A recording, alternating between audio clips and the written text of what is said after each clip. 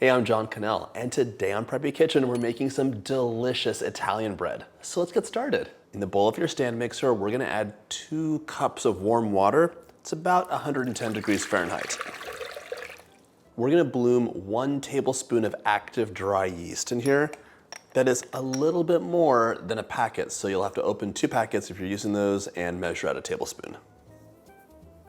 And to help our yeast wake up, 1 tablespoon of granulated sugar. Some food for them. Give this a stir, and we're gonna set this aside for 10 minutes until it is very foamy. My yeast is nice and foamy, so now it's time to add 3 cups or 360 grams of all-purpose flour. If your yeast was not foamy, you have to start over. We're gonna add more flour later, but this is to get us started. I'm using a scale for best results, but I'm also being careful to sprinkle this in slowly as scales have a delay. I don't want to scoop it out. 360. For some flavor, 1½ teaspoons of salt and 1 tablespoon of olive oil for some richness. Very nice. Scale is done. I'm gonna stir this together with a spatula to get it started. And by the way, if you like my videos, hit that subscribe button. There's 2 new recipes every single week. Good. Before I pop this onto the stand mixer, I want to measure out the remaining flour. I need 2½ cups or 300 grams more all-purpose flour.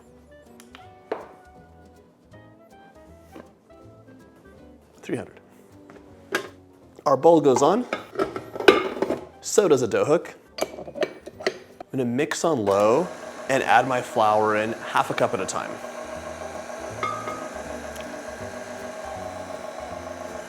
Give the flour a chance to be combined before adding more. Incorporate it. And by the way, we call this Italian bread, but really it's Italian American bread. Italian immigrants in the late 19th century took traditional Italian recipes with American ingredients and made something new. They also didn't have the wood-fired ovens that you'd have back in Italy.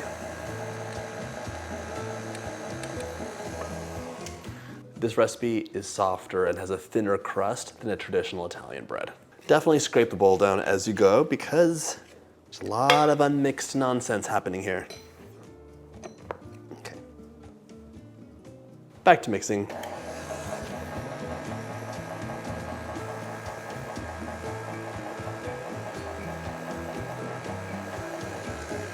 All right, let's add the rest of the flour in.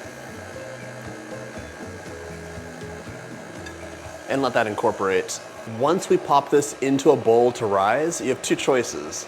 We can continue the recipe and have some bread ready pretty soon, or you can pop this into the fridge for up to 24 hours and come back to this recipe later. If you do chill your dough, you'll want to bring it out, let it come to room temperature for about an hour before you form it and shape it. So my dough has come together now, but it looks like a chunky disaster with no structure. You see it just breaks, no stretching. We're gonna run the mixer on medium-low for about 5 minutes until it develops some structure and pulls away from the bowl.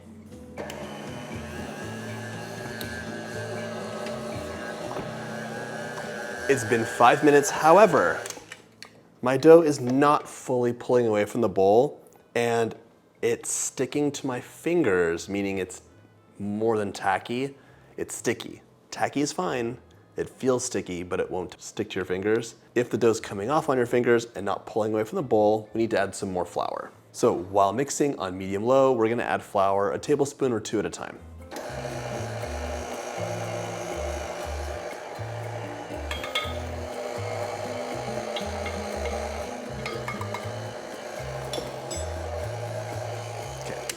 Let's just see what that's like after that. It's almost there. I'm gonna add 1 more tablespoon of flour and that should be it. If you're wondering, why do I have to add flour? Why isn't the recipe just right the first time? Well, there's a couple reasons for this. 1, I'm making this on a rainy day, so it's quite humid, and that humidity can affect the recipe and add a little bit more moisture in. I also used a scale and added in exactly how much flour I'm supposed to down to the gram. Although using a scale is best practice, most people use measuring cups, and in general, they overfill them by quite a bit. So in the recipes, you err on the side of using less and add a little bit more bit by bit to get the perfect amount of flour. 1 more tablespoon. I'm gonna let this run for 2 more minutes and then we'll come back.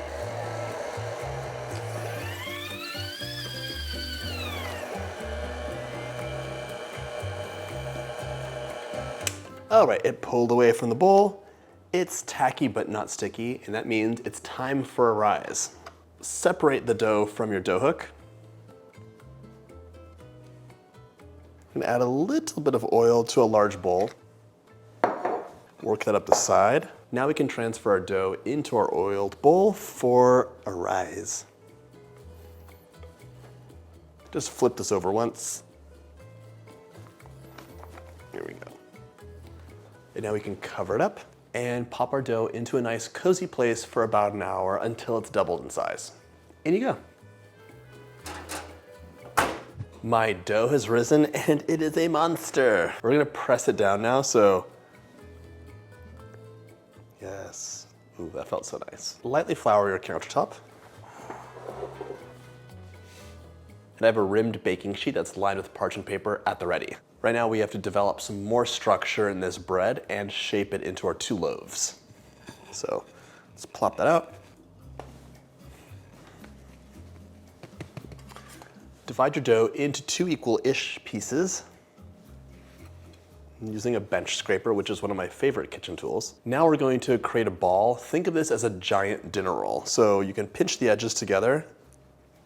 And really, I like to work on the unfloured part of my countertop for this part. So cup your hands together and pull the ball towards you to create some tension. Just like that. So now I have more of a dough ball. And repeat that process for the next piece. Pinching the edges together, turning it upside down, cupping your hands together, and pulling it. Then turning it and pulling it, turning it and pulling it. Turn and pull, turn and pull. Now back to your floured surface, we're gonna stretch and roll our dough into an 8 by 11 inch oval. So give it a start and give it a roll. You need gravity to help you out.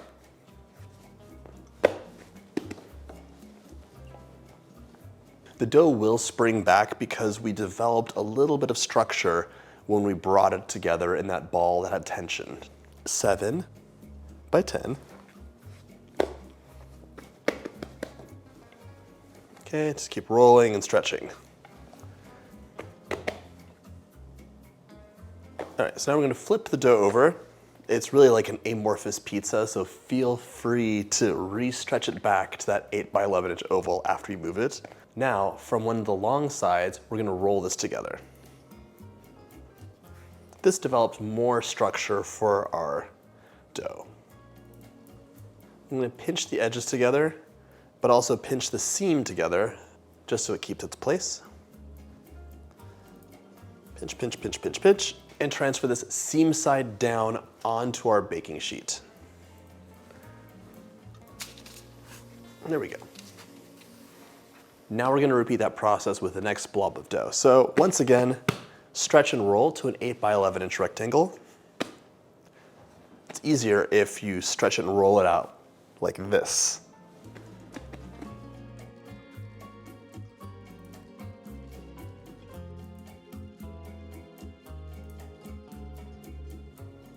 Roll this again, just like a delicious unflavored jelly roll made of dough.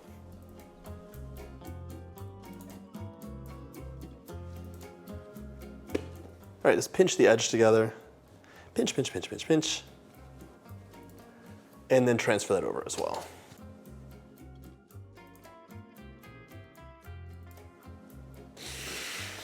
For the very ends of your dough, you could pinch that together or tuck it under.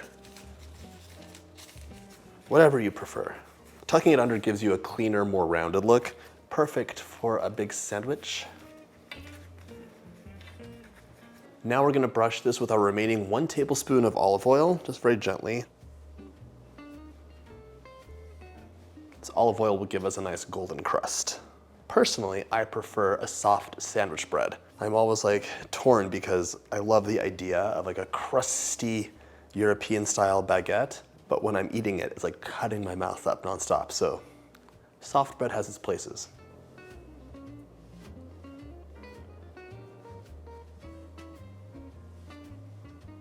Once you've brushed with olive oil, we're going to loosely cover with plastic wrap. And then let these guys rise until they're noticeably puffed, so 30 to 40 minutes. 20 minutes into your rise time, grab a 9 by 13 inch dish and we're gonna fill it with ½ inch of water. Arrange 2 oven racks in your oven, 1 in the middle and 1 at the bottom. This will go into the bottom so it gets nice and hot and steamy for your bread. Then set your oven to 375 and by the time your bread is risen, everything will be ready. My bread is risen up. We're gonna remove the plastic now. Grab a sharp knife or a bread lame and we're gonna make 3 diagonal cuts in each loaf.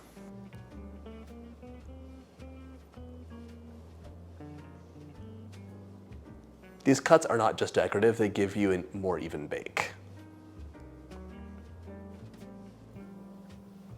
Into the oven, 375 for 30 to 35 minutes, rotating after 20. Your bread will be golden, and if you lift it up and tap the bottom, it'll sound hollow. In you go. Once your loaves come out of the oven, let them cool for a minute and then transfer to a wire rack so they can cool but the bottoms don't get steamy and wet. Once your bread's room temperature, it's ready to slice and use as you please. Giant, delicious sandwiches, sliced bread for an amazing grilled cheese. The list goes on. What am I left with? An impossibly soft and satisfying bread. It is so versatile and you're gonna fall in love. No preservatives, homemade, and it smells and tastes amazing.